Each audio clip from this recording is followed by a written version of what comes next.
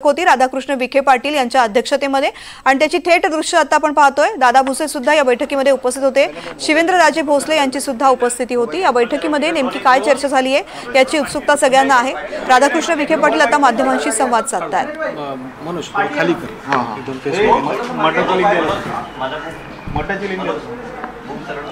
चला रोल साहेब काय चर्चा झाली काल मान्य न्यायमूर्ती निवृत्त न्यायमूर्ती शिंदे साहेबांनी आमचे अधिकारी मान्य जरंगे पाटील यांना भेटले आणि शासनाच्या वतीने आपण जी काही कार्यवाही करतोय त्याची त्यांना कल्पना दिली आहे। त्यानिमित्तानं त्यांनी मांडलेल्या काही मुद्द्यांसंदर्भात चर्चा करण्यासाठी आज पुन्हा आमची मंत्रिमंडळ उपसमिती बैठक आता झाली। आम्ही सर्व मंत्री त्या बैठकीसाठी उपस्थित होतो।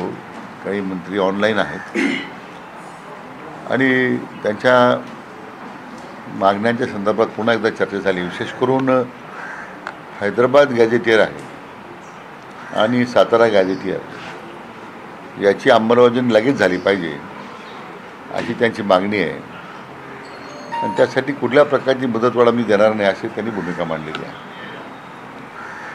या बाबतीत आता विस्ताराने चर्चा झाली। काही कायदेशीर त्रुटी त्याच्यामध्ये आहेत, बाबी तपासून घेतो आहे मी। अंमलबजावणी करण्यासंदर्भात काय होतं आहे आणि मग पुन्हा त्या बाबतीमध्ये त्यांच्या समितीत आम्ही चर्चा करणार आहोत असं आमच्या मंत्रिमंडळ उपसमितीमध्ये आता निर्णय आम्ही ठरवलं। दोन गॅजेट संदर्भात झाली दोन्ही गॅजेटच्या संदर्भामध्ये तात्काळ अंमलबजावणी करावी ही त्यांची भूमिका काय आहे आणि सरकारच्या नेमक्या अडचण काय आहे? नाही, अडचणी तशा कारण तो मुद्दा असा आहे की जे काही सॅम्पल्स आपल्याला मिळालेले आहेत, संख्या मिळालेली आहे, आपल्याला नावं नाही आहे आणि त्याच्या संदर्भात मग कसं पुढं जायचं म्हणून आज आम्ही परत संध्याकाळी 5 वाजता आपल्या राज्याचे ॲडव्होकेट जनरल जे आहेत त्यांच्या समेत परत बैठक आहे। त्यांना आम्ही आता माहिती सांगितली, माहिती पाठवली। आमच्या विधी व न्याय विभागाचे सचिव आहेत मंत्रालयातील आपल्या आणि आमच्या विभागाचे जे सचिव आहेत त्यांच्या समेत आता पुन्हा 5 वाजता ॲडव्होकेट जनरल यांची समेत चर्चा होईल। मग याच्यामधला जो कायदेशीर गुंता तयार झालेला आहे त्यातून काय मार्ग निघू शकतो त्यामध्ये चर्चा झाल्याच्या नंतर मग काय समोर आपल्याला पर्याय उपलब्ध आहेत पुढे आपल्याला जाणं त्या ठिकाणी पुढं निर्णय घेणं सोपं जाईल। काल समितीच्या सदस्यांनी जरंगे पाटलांची भेट घेतली होती, आज परत काही तशा पद्धतीची भेट होऊ शकते? नाही, आज भेट घेण्याचा प्रश्न नाही, कारण त्यांनी मुद्दे आता उपस्थित केले आहेत। पुन्हा ते हे सांगणार की मी जी माहिती मागणी केलेली आहे त्याच्या संदर्भात तुम्ही काय निर्णय केलेला आहे। म्हणून मला वाटतं की आता समिती सदस्यांची समेत चर्चा झाली, 5 वाजता ॲडव्होकेट जनरलच्या समेत चर्चा होईल।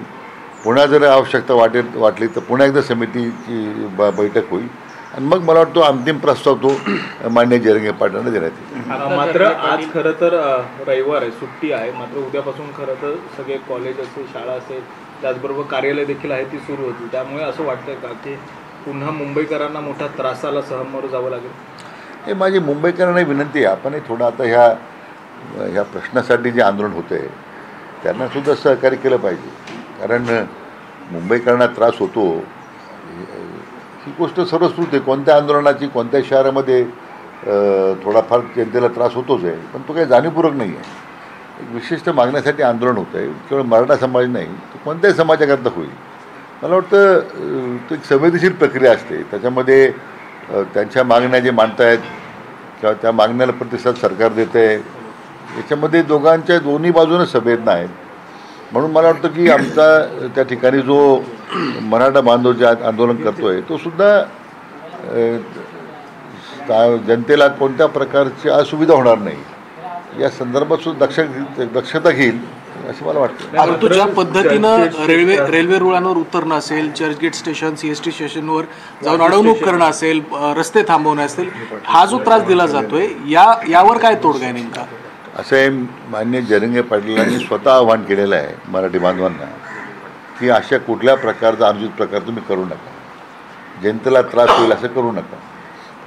मला वाटतं त्या आव्हानाला प्रतिसाद देऊन लोकांनी अतिशय शिस्तबद्धपणे काम आपलं आंदोलनात आपलं आंदोलन सुरू ठेवलेलं आहे. त्याच्यामध्ये काही उद्योगी मंडळी असतील की जे विनाकारण आंदोलनाला बदनाम करण्याचा प्रयत्न करण्यासाठी सुद्धा आले असतील किंवा त्याच्या या सगळ्या परिस्थितीचा गैरफायदा घेण्यासाठी सुद्धा आले असतील, तर ते समाज बांधव त्यांचा बंदोबस्त करतील ना. त्याच्यामध्ये मला वाटत नाही. आणि स्वतः ते जरांगे पाटीलच सांगतायत, मला वाटतं त्यांच्या आव्हानाला निश्चितपणे प्रतिसाद मिळेल याच्याबद्दल आमच्या मनात काही शंका नाही आहे. जरांगे पाटील असं म्हणाले की बैठका सुरू आहेत मात्र अंमलबजावणी येत नाही, उद्यापासून मी पाणी सुद्धा घेणं बंद करणार आहे.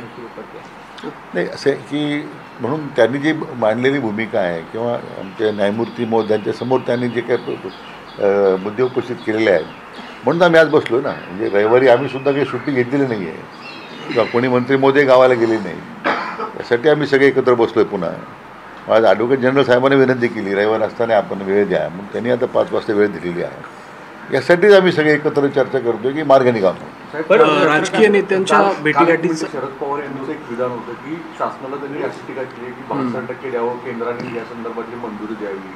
परत हे विधान करून अजून काही मतप्रवाह बदलायचा प्रयत्न केला जातो. घटनेत बदल करून हे केलं जाऊ शकतं असं त्यांनी सूचित केलंय.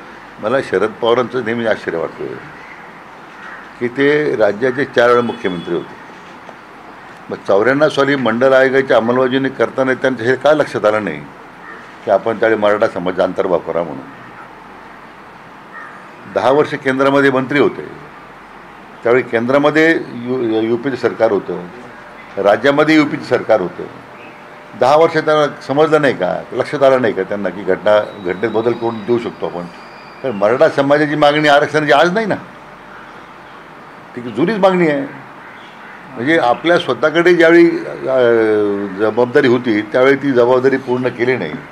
आज या प्रश्नावर आपली राजकीय पोळी भाजण्याचा ते प्रयत्न करत आहे. हे दुर्दैव आहे. एवढ्या मोठ्या ज्येष्ठ नेत्यानं त्यांच्या कोणी अपेक्षा नाही आहे. 2 दिवसांपूर्वी त्यांनी सरसकट असं ओबीसी मधून खरं ह्यांना आरक्षण देणं शक्य होऊ शकतं हे बोलावं ना शरद पवार साहेबांनी किंवा त्यांच्या महाविकास लोकांनी सांगावं ना की मराठा आपल्या ओबीसीमध्ये मराठा समाज आरक्षण देता येईल. जाहीर करा त्यांनी भूमिका, त्याच्यावर काही बोलत नाही.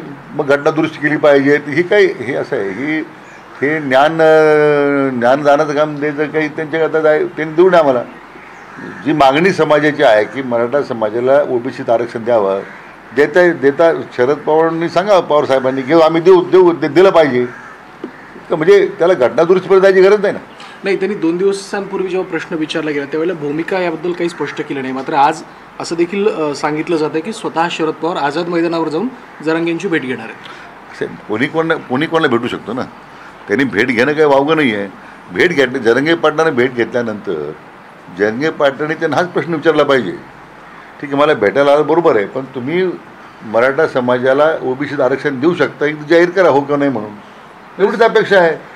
बाकी काय आम्हाला त्या भेटीमध्ये कुणी भेटावं न भेटावं हा प्रश्न कुठे येतो. शरद पवार यांच्या पक्षाकडनं मंडल यात्रा ही कुठेतरी आपल्याला चालू असल्याचं पाहायला मिळालेलं होतं. ती स्थगित करण्यात आली. त्यानंतर जे त्याचे प्रमुख होते राजापूरकर ते थेट जाऊन त्या व्यासपीठावर जातात आणि सांगतात आमचा पाठिंबा आहे.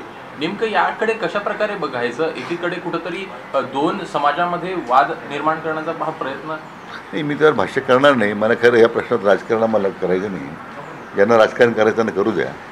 आम्हाला हा प्रश्न सुटला पाहिजे म्हणून शासनाची भूमिका आहे आणि त्या दृष्टीने आमची पावलं पडत आहेत.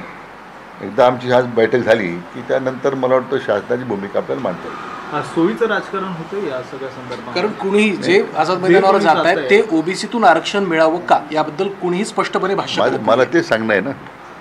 जरांगे पाटलांना माझी हीच विनंती आपल्या माध्यमातून की जे येतात हे राजकीय पोळी भाजण्यासाठी त्यांना हा प्रश्न विचारा पहिल्यांदा. मग तुम्ही त्यांचा हेतू काय आहे. आमचा पाठिंबा आहे, दिलं पाहिजे, काय दिलं पाहिजे. पण एकदा एका बाजूला यात्रा काढायच्या आणि दुसऱ्या बाजूला पाठिंबा द्यायचा. मला वाटतं हे जे राजकारण चाललेलं आहे त्यातून मराठा समाजाच्या जखमेवर मीठ चोळण्याचा प्रकारे करताय. त्यांना प्रश्न तेवढ ठेवायचा आहे, सोडवायचा नाही. आमच्या सरकारची भूमिका मात्र हा प्रश्न सुटला पाहिजे म्हणून आम्ही प्रयत्न करतो. काल तुमच्याकडे खरं तर बीडमधले आमदार सगळे आले होते भेटायला. त्यांनी पण एक अशी प्रामुख्याने मागणी केली की ज्यांच्याकडे 7/12 आहेत आणि ज्या 7/12 आहेत त्यांना लगेच कुणबीचं प्रमाणपत्र देण्यात यावं. कसं बघतं. कारण की ही नव्याने एक मागणी त्या आमदारांनीच केलेली आणि ते सगळे सत्तेतले आमदार आहेत. नाही, असं आहे की त्यांची मागणी केली माझ्याकडे बरोबर आहे, पण त्याच्यातलं वास्तव काय कायदेशीर आपल्याला करता येईल करता येणार नाही, आम्ही सगळ्या तपासून पाहतो ना. आणि आल्या सगळ्या सूचनांचं स्वागतच आहे. शेवटी हा प्रश्न सुटला पाहिजे म्हणून आमचा जो प्रयत्न आहे त्याला अशा काही सूचना येत राहतात वेगवेगळ्या माध्यमातून, त्याचा आम्ही नेहमी विचार करतो. सर, पण कुठेतरी राजकीय आरक्षण मिळावं यासाठी हा सगळा खटाटोप सुरू आहे का? कारण शैक्षणिक आणि सामाजिक आर्थिक आरक्षण नाही, मला वाटतं आता ह्या सगळ्या विषयावर राजकीय आरक्षणासाठी चाललाय असं स्वतः चंद्रकांत दादा पाटील म्हणतात. चंद्रकांत दादा आमच्या समितीत काही चर्चा करताना मुद्दा मांडलेला नाही त्यांनी, त्यामुळे त्याच्यावर मी काही बोलणार नाही. साहेब, संजय राऊतांचं असं मत आहे की अमित भाई येतात, लालबागला जातात, बाप्पाला जातात दर्शनाला, पण मराठा तिथं आंदोलन करतात, तिथं मात्र भेटी द्यायला गरज नाही वाटत.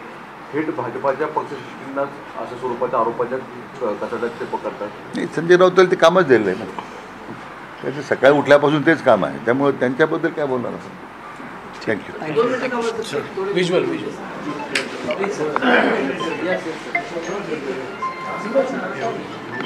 तर मराठा आरक्षणासंदर्भात उपसमितीची बैठक पार पडली आणि या बैठकीत जरांगेंच्या मागणी संदर्भात चर्चा झाल्याचं राधाकृष्ण विखे पाटील यांनी सांगितलं. त्याचबरोबर पुन्हा संध्याकाळी 5 वाजता बैठक होणार असल्याची देखील माहिती त्यांनी दिली.